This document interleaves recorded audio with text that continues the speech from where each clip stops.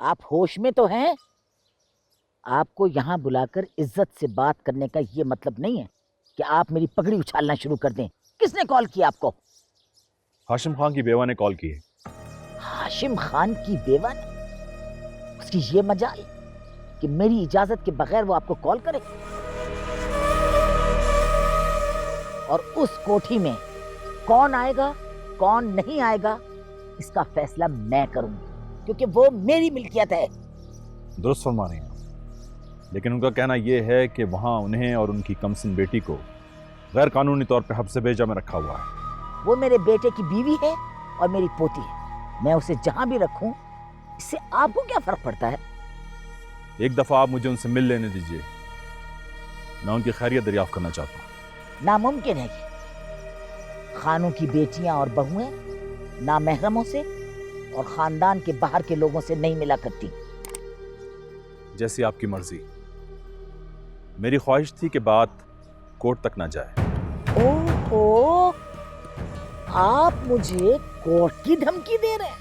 Oh my God! क्या आपको बताया नहीं गया कि आपकी हुदूद क्या है? वैसे इस केस में दिलचस्पी मुझे ये बता रही है कि कहीं असल मसला आप तो नहीं है। आपको अपनी नौकरी से दिलचस्पी है कि नहीं, ये बताइए डीएसपी साहब। बिल्कुल ठीक कहा आपने। मुझे नौकरी से ज्यादा कानून नाफिज करने में दिलचस्पी है। हाशिम खान की बेवा ने आपके खिलाफ कंप्लेन की थी, इसलिए मैं यहां हाजिर हुआ था।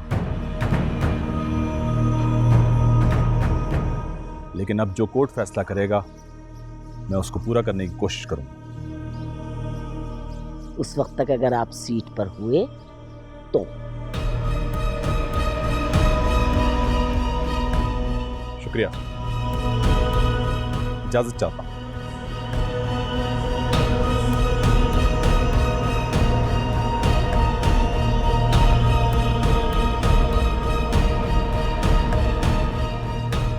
रहीम गुल,